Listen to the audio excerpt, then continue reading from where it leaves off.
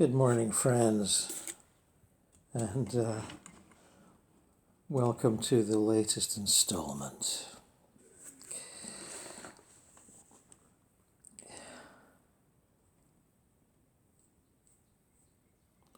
We shall continue with our explorations and spontaneous projections.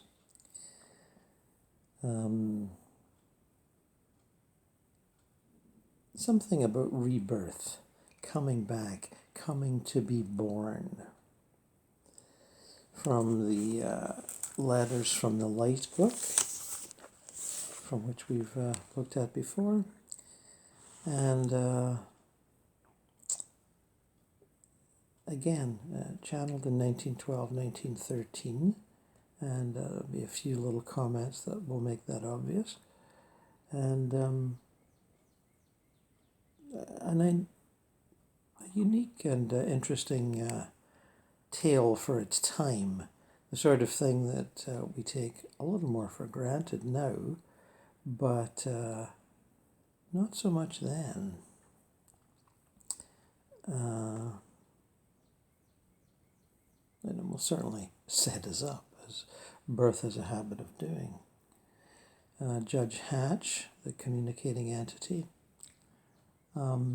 had formed a friendship with a boy called Lionel earlier on in the text, and here he discovers Lionel is planning to be reborn. I waited for a time until the boy opened his eyes and looked at me. "Father," he said, "my favorite teacher is going to be married tomorrow." Not his father, but he came to call him father. "How do you know?" I asked. "Why, I have been listening," he answered. "Every little while I go back and pay her a visit, though she does not know I am there. I have been aware that there was something in the wind. Why? Because she has been so shining, there is a light around her which was not there before." "What caused the light, Lionel?" "Well, I suppose she is what they call in love." "You are a phenomenally wise child," I said. He looked at me with his large, honest eyes. "I'm not really a child at all," he answered. "I'm as old as the hills, as you, as anybody. Have you not told me that we are all immortal, without end or beginning?" "Yes, but go on, tell me about your teacher." "She is in love with the big brother of one of my playfellows. I used to know him when I was a little boy. He let me use his magnet and taught me kite flying, and showed me how machinery went. He is an engineer." "Oh," I said, "in this case, of course, you are glad your favorite teacher is going to marry him." Lionel's eyes were larger than ever as he said, "I shall be sorry to leave you, Father, but it is a chance I cannot afford to miss." "What?" "It is my opportunity to go back. I have been watching it for a long time. But are you ready?" "What is it to be ready?" "I want to go." "And leave me?"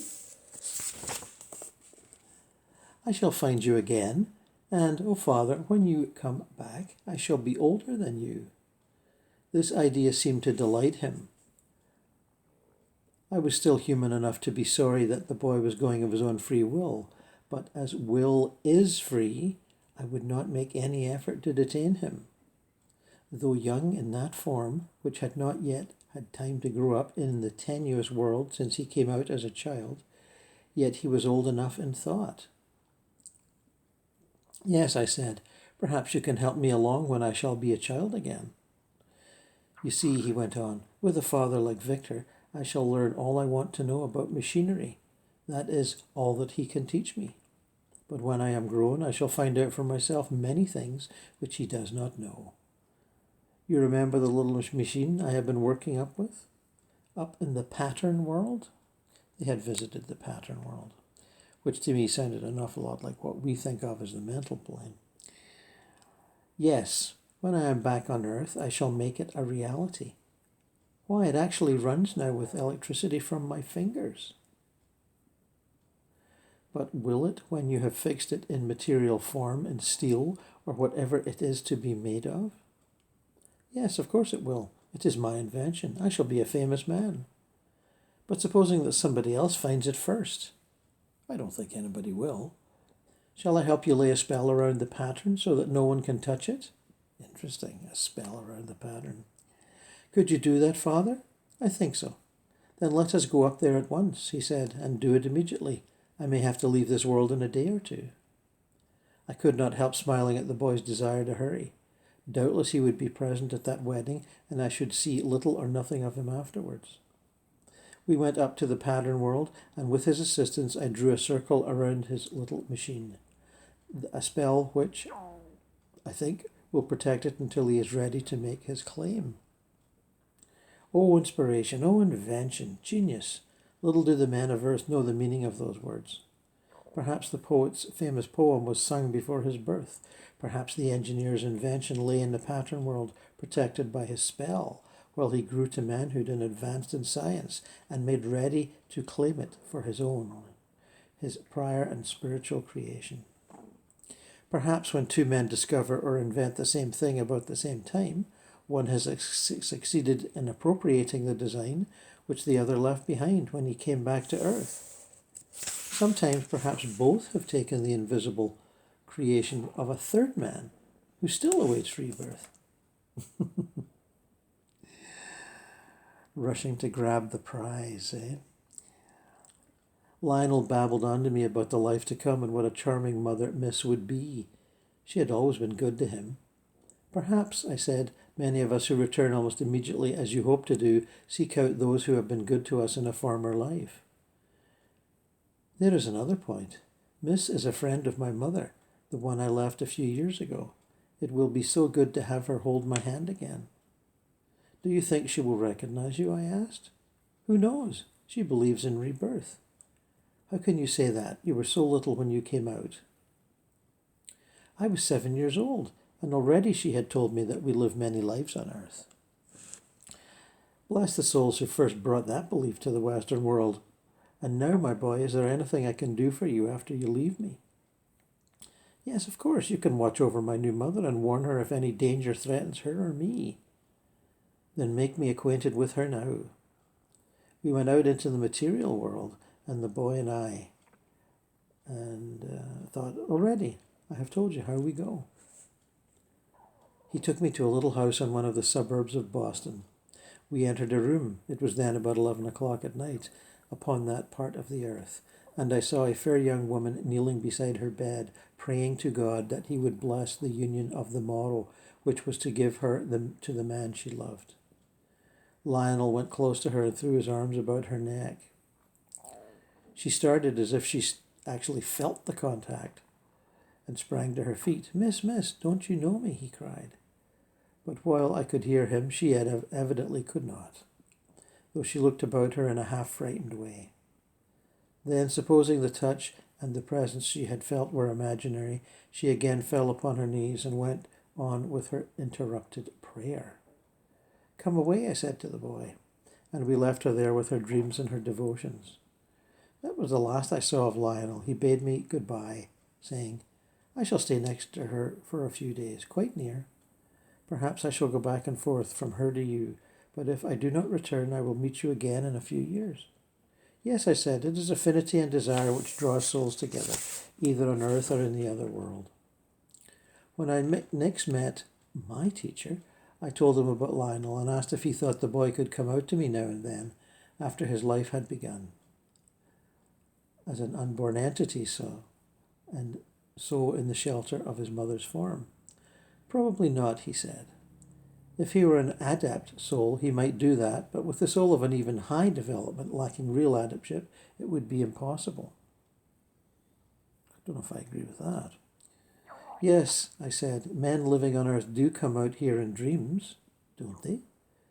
Yes, but when the soul enters the matter, preparing for rebirth, it enters potentiality, if I may use the term, and all its strength is needed in the Herculean effort to form the new body and adjust to it. After birth, when the eyes are opened and the lungs are expanded to the air, the task is easier, and there may be left enough unused energy to bridge the gulf. But, he went on, those who are soon to be mothers are often vaguely conscious of the souls they harbour. even when they do not grasp the full significance of the miracle that is being performed through them.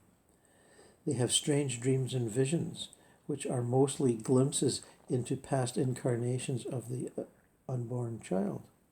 They see dream countries where the entry within dwelt in the past. They feel desires which they cannot explain, reflected desires which are merely the latent yearnings of the unborn one.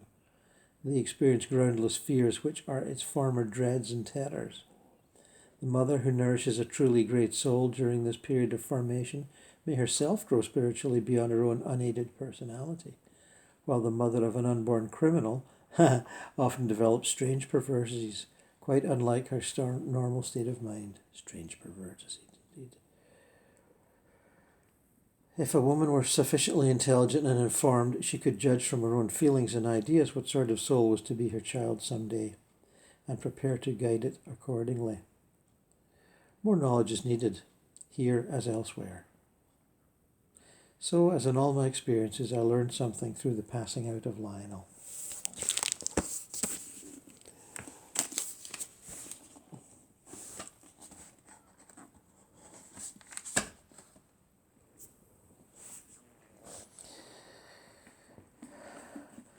We could be thinking of all the souls right at this very minute passing out into the spirit world from illness and age and all those other myriad forms of moving on, plus all the souls that are coming in. It is constant traffic. It never stops.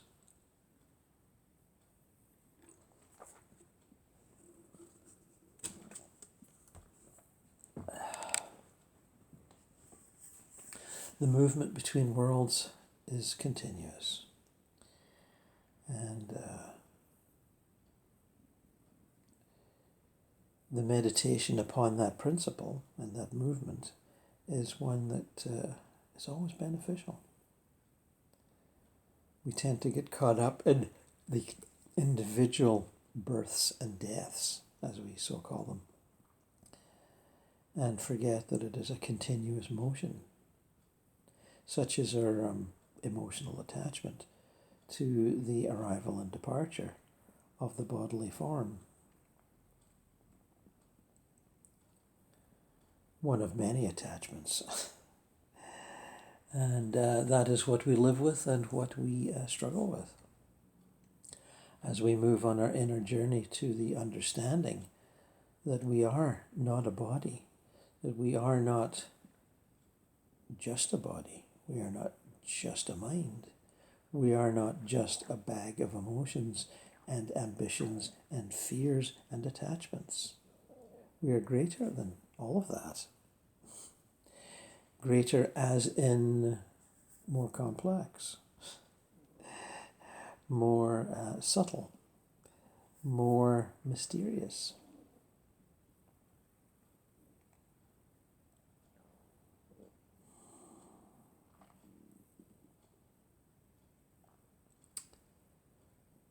Some would say, then there is the mystery of why we come here in the first place. Well, we came because we, A, were invited, and B, chose to take up the invitation.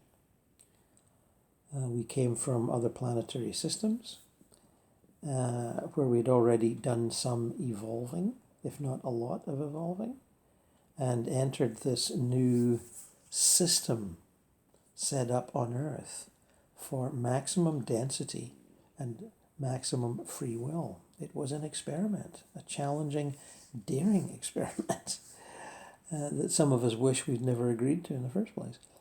But you can cancel your contract. You don't have to complete your cycle of incarnations that you planned out. You can stay in the astral and be an astral being.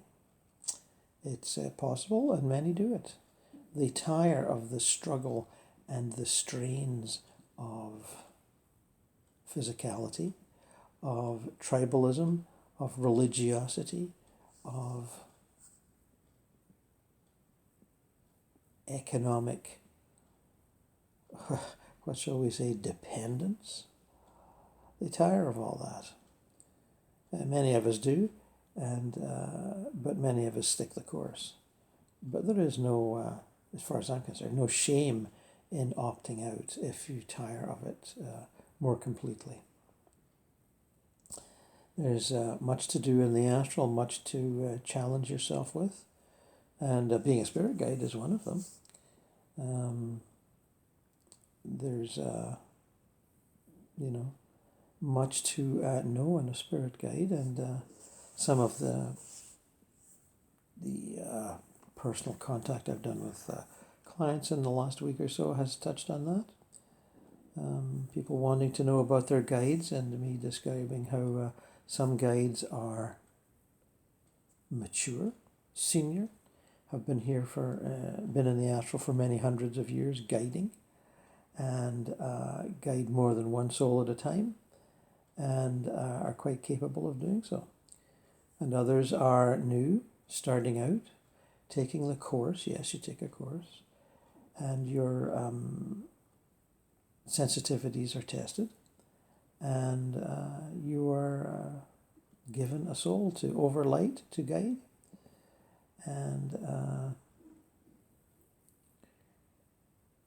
are, competent and dedicated, and always able to take advice from a more senior guide. And the senior guides, well, they are multi-talented, can guide several souls simultaneously, and rather like the higher self is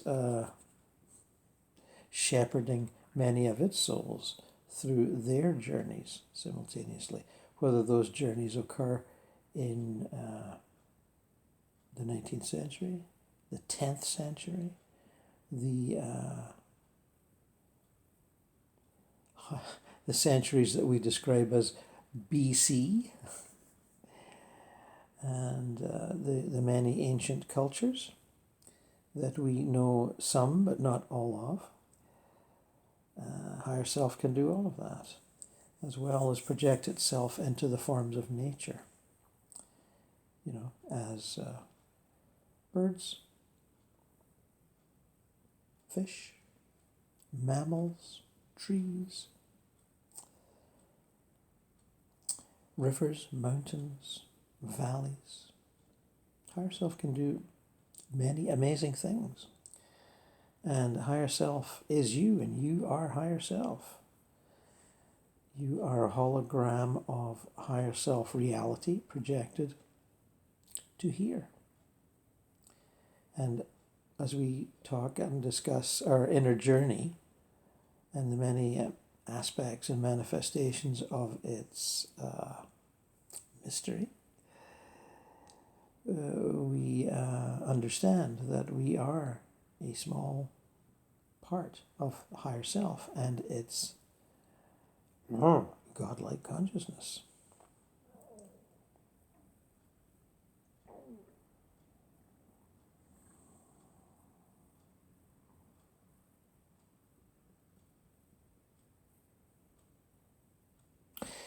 The experiment continues. The experiment never stops. We grow comfortable with certain aspects of the experiment, and those aspects become a life, become a set of experiences, become a set of values, a set of fears, doubts, and ambitions, a set of relationships, a set of challenges. These are the things we become comfortable with and settle into, and can easily forget, if not dismiss, the rest. But we are all these things, all these experiences simultaneously. We are the domestic pet that we pat and love and chat to. We are the birds chirping in the garden. We are the trees that inhabit the garden.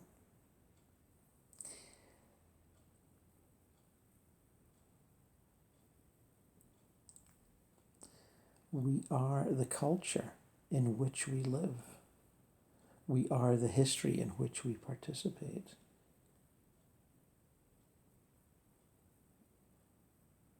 We are the values that we seek to embrace.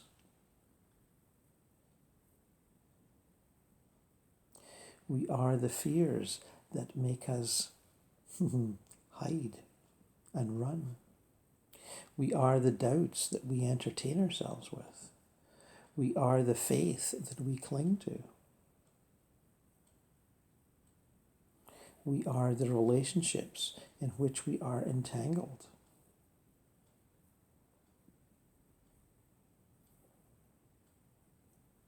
We are the bodies which we attempt to efficiently operate.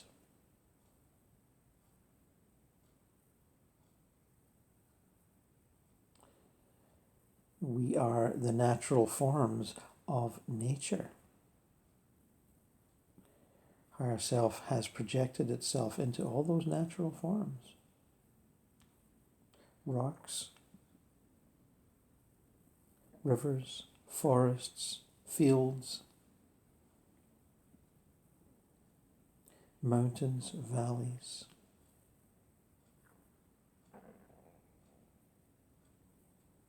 We have been all those things. We have embraced them at certain points before becoming human, before learning the constant struggle of mammals and rodents and fish to stay alive from moment to moment, the constant search for nourishment and safety. We live that search now, but with less pressure. When I was out walking at dawn between tapes the other morning, spooning my yogurt and banana, there was one bird hopping across the street, pecking at the ground. Just one. And he looked at me. And the thought I felt was, that's all right for you. You have your breakfast. I'm struggling to find mine. And I bade him good morning and wished him well. And we've all had those experiences, particularly with domestic pets. We feel them telepathing their thoughts to us. And when you extend that to the forms of nature, you can find that everything talks to you. If you let it, if you are willing to absorb its energies.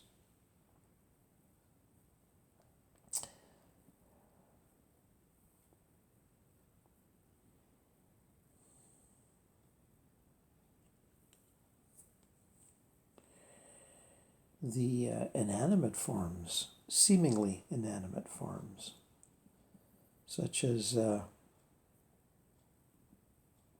walls, floors, doors, and furniture.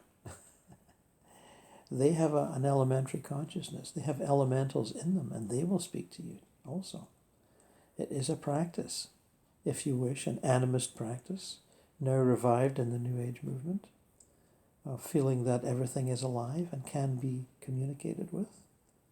I've certainly been practicing that myself the last few years. And the elementals, the small nature spirits, if you wish to call them that, are in the rooms of your house and will be charmed if you speak to them. Surprised and then charmed. And not to mention the rest of your family that may think you're bonkers. But adopt that childlike innocence, childlike fervor for reaching out and communicating, that playfulness. It certainly seems to me that the attempt to bond and blend with the elementals as the the childish forms of that which will become a deva later on, is as important as blending and bonding with ET visitors. It's another aspect of the inner journey. It's another challenge. And it will lead us slowly, gradually, inevitably to the brotherhood of sentient beings. And I wish you well on that journey. We're all on it, somewhere or other, at some stage.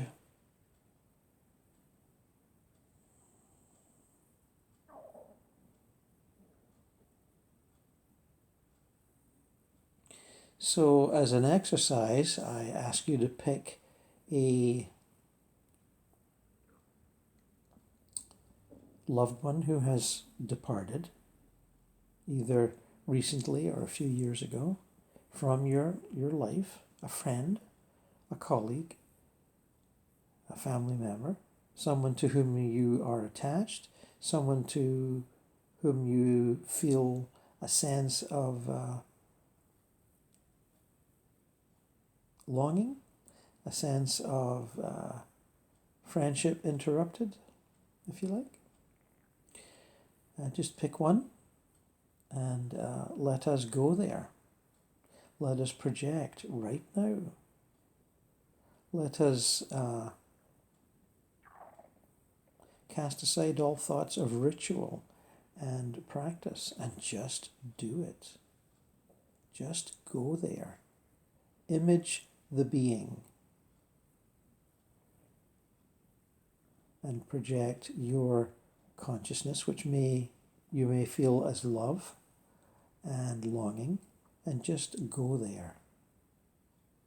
Be with that person. Do it now.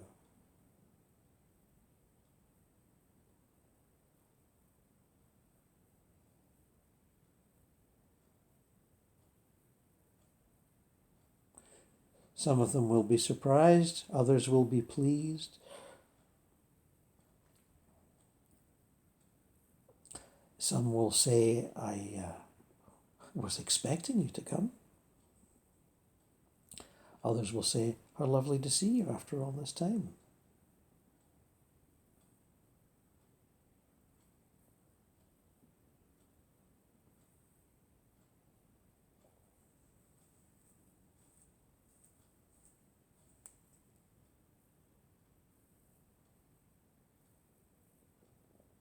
Let them know how you feel. Let them know of your surprise at being able to do this, your joy in being able to do this. Let them feel your excitement, if excitement is what you feel.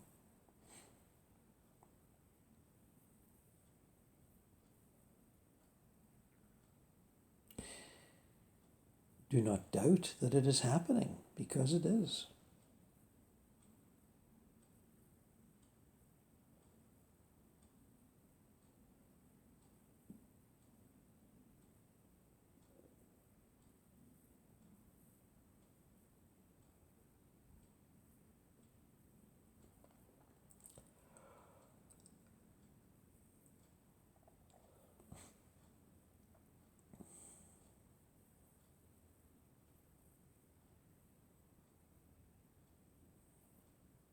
Let us embrace this experience as yet another stepping stone on the inner journey to completion.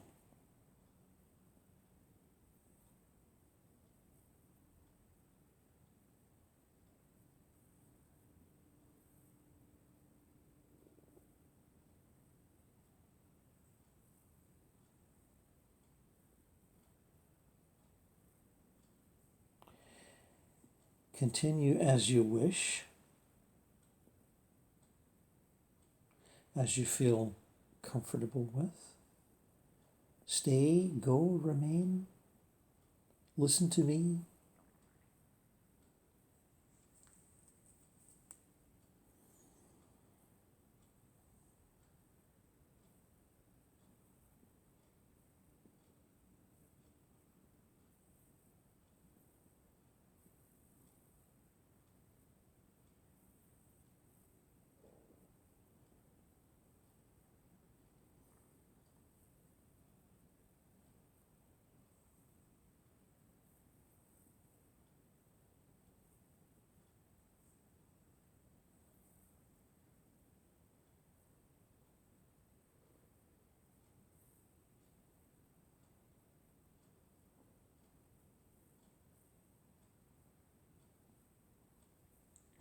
I find myself in the audience of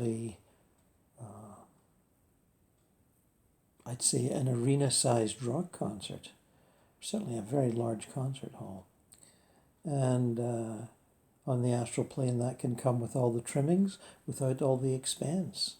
The lights, the movie screens, the multiple angles, the entire orchestration. I'm trying to, I don't know who it is, unlike other experiences where I've described the actual musicians. I don't know who these people are, but they're extremely competent, and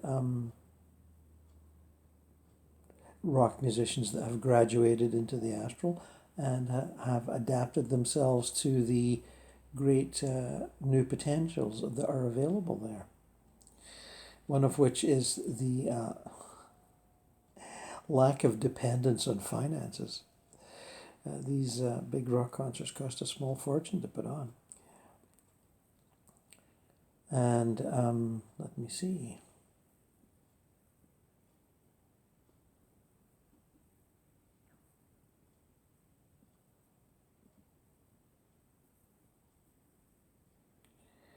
As I've described in various other experiences, the multimedia aspect of it is very accentuated. And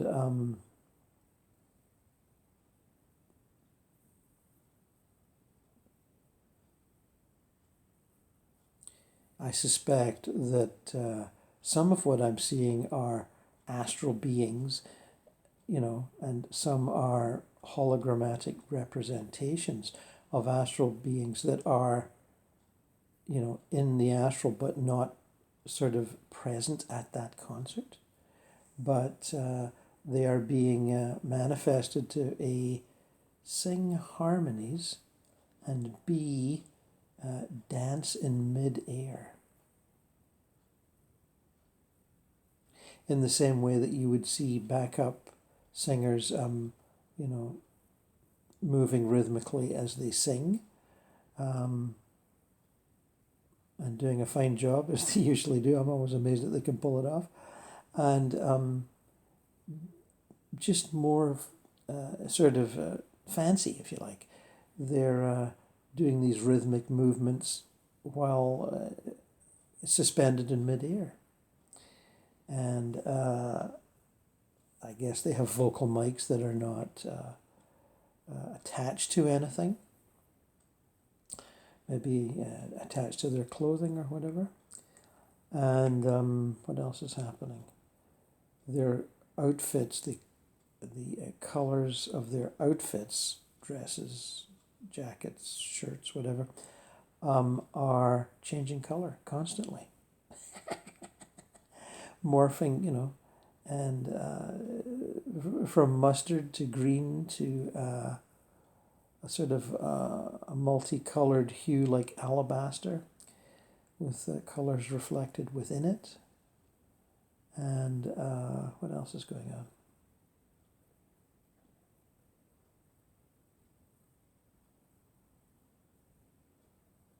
It's a, like arena-sized rock concerts, the sound is large and enveloping and not overwhelming to the audience, as they are used to it. And they're totally enmeshed in the experience, as am I, and having difficulty describing it.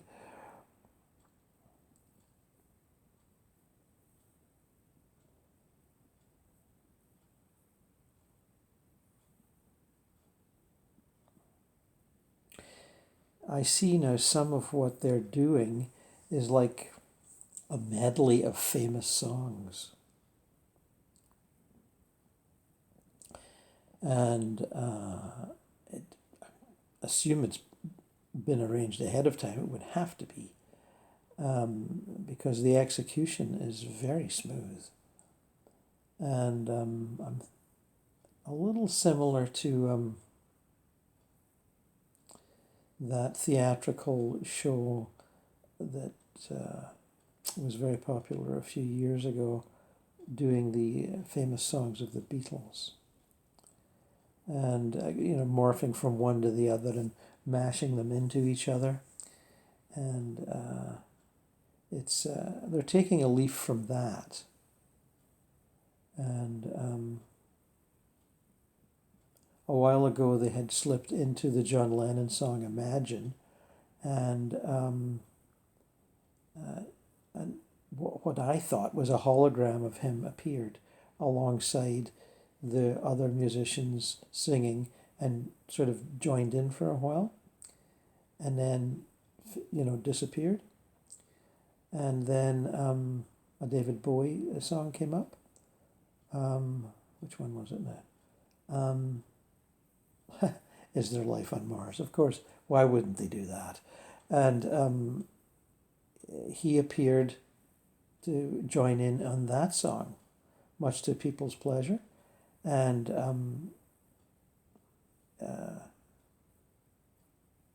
moved on, and goodness gracious, what a lineup here.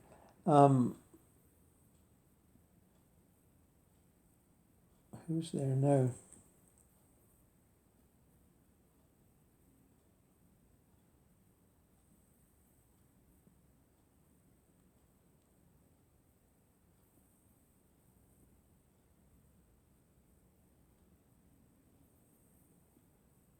They're leading into another song. The musicians, guitars, keyboards, drums, saxophones.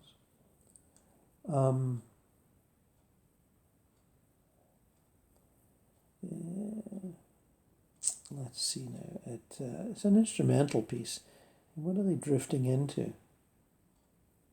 Oh yeah, I suspected something like this was going to happen. It's Janis Joplin, and she's singing "Summertime." She's they're singing "Summertime," and she appears to sing with them, and is recognizable as Janis, as a younger, more beautiful Janis. Not that she didn't have beauty to begin with, a rather rugged beauty, but beauty all the same. And